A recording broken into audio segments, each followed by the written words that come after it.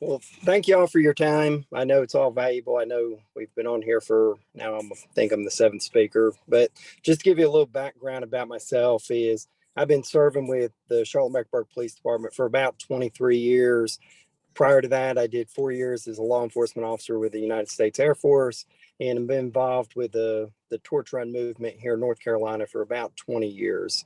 A little background about CMPD. We're a very large agency, have about 1,800 sworn employees and about an additional 500 civilian staff.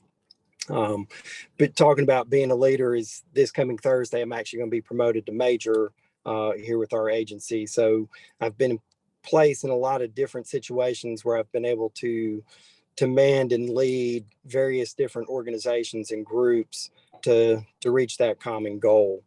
For the last 6 years, I've been our agency coordinator. Hopefully this year, just as my agency, we will hopefully hit the $100,000 mark as we are a little over 96,000 right now. Been serving on the North Carolina Torch Run Council for about 4.5 years. And since January, I've been the role of the state director here in North Carolina. A couple of the initiatives that I'd really like to see get moved forward and pushed to the forefront. One of them is athlete leadership.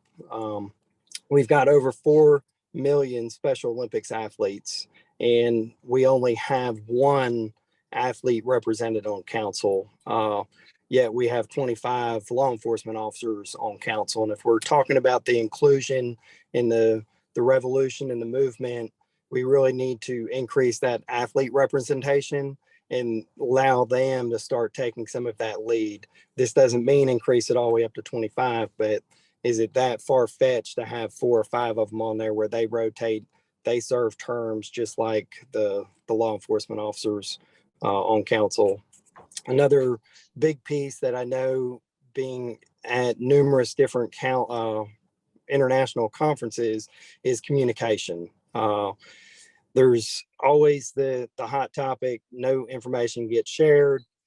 I know executive councils had numerous meetings throughout this whole thing. The one thing COVID has allowed us to do worldwide is actually to host meetings just like this. There's no reason why in today's environment with Zoom and Teams and all the other electronic means of communication that we can't have more regional meetings here in Region 3.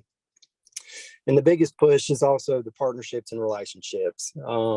We all need to have those meetings and share that information, to give and share the information, such as when I was here in Charlotte, we had a relationship with Max Speed Shop. I was able to share that relationship with South Carolina, and they were able to host events. We did the same thing with Duncan with one of our groups. I greatly appreciate everybody's time this evening or today or early morning. People from around the world on here right now, but I just ask for you to vote as me as your next Region 3 coordinator. I appreciate it.